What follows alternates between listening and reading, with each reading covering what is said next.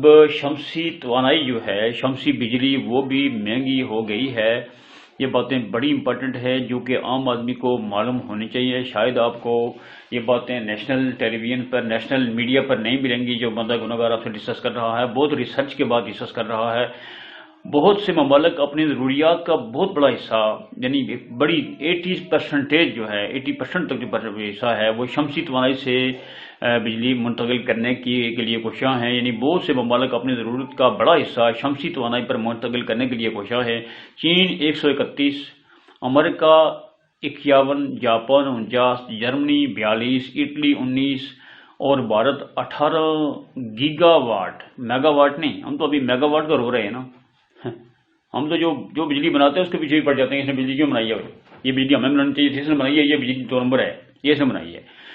Bharat 18 giga what بجلی دھوپ سے پیدا کر رہا ہے۔ یہ آپ کو جو پڑوس میں ہے، جس نے کبھی کلمہ نہیں پڑھا۔ پاکستان میں اس وقت ایک ڈالر قیمتی ہے، جبکہ تیل اور گیس کا سالانہ درآمدی بل 27 ارب ڈالر اور گردشی قرضہ 2500 ارب روپے تک پہنچ چکا ہے۔ ناظرین، یہ بات بڑی غور سے سننے کی ہے کہ تیل اور گیس کا سالانہ درآمدی بل، گیس کو آپریٹ کرنے کے لیے تیل کو بھی، یہ جو یعنی گیس کے حوالے سے کے جو لوازمات ہیں اور تیل جو باہر سے ہم امپورٹ کرتے ہیں، درآمد کرتے ہیں، امپورٹ کرتے ہیں، اس پر ہمارا کتنا خرچہ آ رہا ہے جناب؟ 27 ارب ڈالر۔ یہ اگر کوئی افلاطون صاحب ہو نا، جو باتوں میں افلاطون ہیں، ان کو بھی اتنا ہی دینا پڑے گا، اور جو باتوں میں گونگے ہیں وہ بھی اتنا ہی دیتے ہیں۔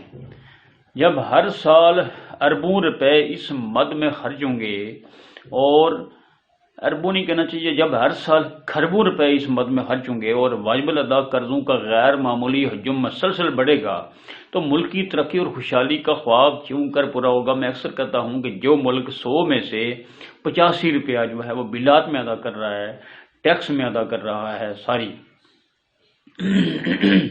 جو ملک 100 میں سے 85 روپیہ بلات میں ادا کر رہا ہے، قرضوں کی مد میں ادا کر رہا ہے، اور جب کرنسی 3 گنا کم ہو گئی ہے تو پھر وہ اگر وہ پیسے جو ہیں وہ سابقہ قرضوں کے کا جو انٹرسٹ ریٹ ہے، سود ہے، اس میں ادا کر رہا ہے، تو وہ خاک ترقی کرے گا؟ جو مرضی کوئی آ جائے، ترقی بہت مشکل ہو جاتی ہے۔ اس کا جواب شاید کسی کے پاس نہیں ہے۔ گزشتہ برس حکومت پاکستان نے بجلی کی زیادہ سے زیادہ پیداوار شمسی توانائی پر منتقل کرنے کا عوامی سطح پر ایک ترغیبی پروگرام دیا تھا، اور اس کے آلات پر ڈیوٹی بھی کم کی تھی۔ اس وقت جو ہی موسم بدل رہا ہے، سولر پینل کی بڑھتی ہوئی طلب کے پیش نظر مارکیٹ میں اس کی قیمتیں یک بڑھاتے ہوئے 75,000 سے 3 لاکھ روپے تک پہنچا دی گئی ہیں۔ یہ بھی غور سے سننے کی باتیں ہیں۔ جن لوگوں نے ان لوازمات کی، شمسی توانائی کے لوازمات کی بیسک ریکوائرمنٹس کی، یو کین سے کہ جو بیسک اس کا سمجھ لیں پری ریکویزٹس ہیں، ان کو اتنی قیمت بڑھا دی ہے، خود دیکھنے میں کتنے ایک بڑے بلیک میلر ہوں گے۔ مارکیٹ ذرائع اسے بدلتی ہوئی حکومتی پالیسی کا نتیجہ قرار دے رہے ہیں۔ یہ کہنا بیجا نہ ہوگا کہ لوگ اگر بجلی کی آدھی طلب شمسی توانائی سے پوری کر لیں گے تو حکومت کا تیل اور گیس جیسے مہنگے ترین ذرائع پر انحصار اسی قدر کم ہو جائے گا، جس سے اس کے درآمدی بل میں کمی آ جائے گی، پیسہ بچے گا، اور وہ کہیں نہ کہیں انویسٹ ہوگا اور انکم جنریشن پر لگ سکے گا۔ وطن عزیز میں مہنگی ترین بجلی کا بڑا حصہ مراعات یافتہ طبقے اور لائن لاسز کی نظر ہو جاتا ہے۔ یہ دوسری بڑی بیماری ہے، کینسر جو لگے ہوئے ہیں، کینسر کا علاج ہو سکتا ہے، اس کا علاج بھی ہو سکتا ہے، صرف گڈ گورننس۔ اس لیے میاں نواز شریف نے یہ کہا تھا کہ مضبوط حکومت چاہیے، بھرپور مینڈیٹ والی حکومت چاہیے، تاکہ ان لوگوں پر ہاتھ ڈالا سکے، بڑے فیصلے کیے جا سکیں، جس سے پیداواری اخراجات تقسیم ہونے کے بجائے اس کا سارا جو حجم ہے، اس کا سارا جو بوجھ ہے وہ عام آدمی پر پڑ رہا ہے۔ سارے پیسے جو ہے عام آدمی سے ہی پکڑ کر دیے جا رہے ہیں، اور جو ادارے آپ کو قرضہ دے رہے ہیں، وہ آپ کے جو مخلص ہیں، وہ ہمیں پتہ ہے، وہ سب سے پہلے عام آدمی کو کھوکھلا کر رہے ہیں۔ اور یہ کتنے بڑے بڑے نعرے لگا گئے تھے کہ امیروں سے لیں گے، غریبوں کو دیں گے، تو جن لوگوں نے شوکت خانم کو ٹیکس دیا تھا، شوکت خانم کو ڈونیشن یا گرانٹ دیتے تھے، ان کا 340 ارب روپیہ اس لیے معاف کیا گیا کہ وہ ہمارے ڈونر ہیں۔ ان کے جو واجب الادا ٹیکس تھا وہ 50 کھرب روپیہ تھا، وہ معاف کیا گیا، اوپر سے 300 کھرب روپیہ اور معاف کیا گیا کہ یہ ہمارے ڈونر ہیں۔ یہیں سے اندازہ کریں یہ کچھ فیکٹس اینڈ فگرز ہیں جن کا پتہ شاید ہم جیسے گناہ گاروں کو ہے، اور ہمیں کسی سے ذاتی کوئی مسئلہ نہیں ہے، مگر افسوس ہے کہ جو اپوزیشن ہے اس معصوم شخص کی جو آج تک معصوم بنا ہوا ہے، وہ آج تک ان کو یاد ہی نہیں ہے۔ جنہوں نے پہلی دفعہ جو موٹر وے بنائی تھی، اس کا مجھے پتا ہے کہ وہ کتنے کی بنی تھی، انہوں نے پوچھا تو ہے جی یہ کتنے کی بنی ہے جی؟ کیا کہوں یار، روز بروز بڑھتی ہوئی بجلی کی قیمت شدید ترین مہنگائی کے اس دور میں اس کی مشکلات میں اضافہ کر رہی ہے۔ عام آدمی بالکل ڈوب کر رہ گیا ہے۔ موجودہ حالات اور کم سے کم وقت میں سورج سے حاصل کردہ جو سستی بجلی ہے بڑی حد تک لوگوں کی مشکلات کو دور کر سکتی ہے۔ اس کے لیے ضروری ہوگا کہ سولر پینلوں کو ٹیکسوں سے استثنا دیتے ہوئے اس کی قیمت عام آدمی کی پہنچ تک کم کر دی جائے، تاکہ ہر آدمی جو ہے اتنی مہنگی بجلی سے بچ سکے، اور جو درآمدی ہمارا پیسہ بین الملک جہاں پر ضائع ہو رہا ہے وہ کم ہو سکے، اور ہم اپنے پاؤں پر کھڑے ہو سکیں۔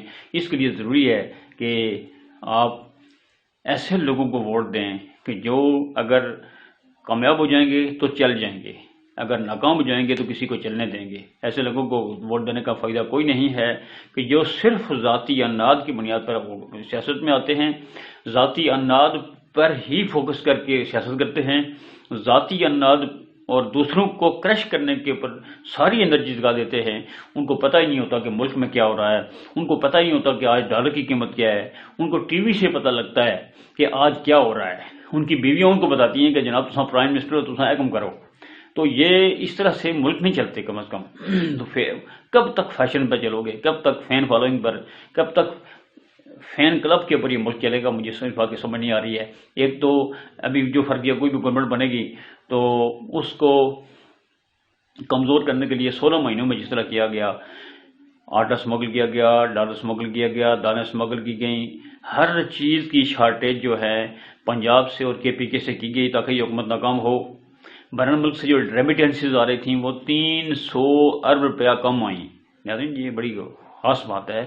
جو لوگ ان کے تھے ان کو اسپیشل طور پر یہ کہا گیا کہ ایسے جو حکومت آئی بنی ہے ایسا ناکام کر رہا ہے تو سو پیسے پاکستان نہیں بھیجنے، اگر سو پیسے بھیجے بھی تو اگر تھی بھیجو جنرلی بینکوں میں نہیں بھیجا کہ حکومت کو فائدہ نہ ہو۔ میں چلا گیا ہوں تو یہ ملک ڈیفالٹ کرنا چاہیے۔ اتنے بڑے بڑے جو جرائم ہیں ان کو معاف کرنا جو ہے ناممکن ہے، اور ریمیٹنس جو ہے وہ کسی کے باپ کی نہیں ہے کہ وہ صرف ایک آدمی کے ساتھ جوڑی جائے، اس کا تعلق ملک کے ساتھ ہے۔ ایک آدمی جو 10 ارب روپیہ چندہ کر کے سرے عام وہ کھا رہا ہے اس کو کوئی نہیں پوچھتا۔ مجھے سمجھ نہیں آ رہی ہے یہ کیسی قسمت ہے اس شخص کی جس نے سیلاب زدگان کے لیے پیسے جمع کیے کھا لیے، جس نے کینیڈا سے 3 ارب ڈالر لیا، پتہ نہیں کدھر گیا، وہ فوجیہ قصوری سے پوچھنے وہ ختم ہو گیا، پتہ نہیں 1 روپیہ کسی جگہ نہیں لگا، جس نے بہنوں کے نام پر کھربوں روپے بین الملک رکھے ہوئے ہیں، جس نے فرنٹ مینو کے ذریعے کھربوں روپے کھائے ہیں، وہ معصوم ہے۔ تو کرپٹ کون ہے جی؟ صرف ایک شخص ہے پورے پاکستان میں، میاں محمد نواز شریف۔ اس لیے کہ اس کو کرپٹ کہنے سے ان کے بندے کو فائدہ ہوتا ہے، باقی کوئی جو مرضی کھا جائے۔ جو 50 کھرب روپیہ اس شخص نے ان لوگوں کا ٹیکس کا معاف کیا جنہوں نے اس کو شوکت خانم کو چندہ دینا تھا، چندہ دیتے ہیں جو لوگ، تو شبر زدی نے اس لیے استعفیٰ دیا کہ یار اب تو زرداری سے بھی اوپر ہیں، زرداری تو بدنام ہے، تو آپ تو اپنے ذات کے لیے اتنا بڑا ٹیکس معاف کر رہے ہیں۔ وہ 50 کھرب روپیہ اگر پاکستان کو مل جاتا تو پاکستان پتہ نہیں کہاں جاتا۔ یہ بھی غداری کی بہت بڑی مثال ہے۔ دوسروں کو تو غدار کہتی ہے، یہ اس کی بد کردار عورت کیا بیوی ہے یہ، تو یہ لوگوں کو غدار کہتی ہے، خود اس کا اپنا حال یہ ہے۔ ان لوگوں کا احتساب بہت ضروری ہے۔ اگر احتساب نہ ہوا اور ان چیزوں کو اگر ڈسکس نہ کیا گیا ناظرین تو یہ بار بار چلتی رہیں گی اور انڈیا کے مقابلے بھی ہم دن بہ دن ڈوبتے رہیں گے۔ السلام علیکم ورحمۃ اللہ وبرکاتہ۔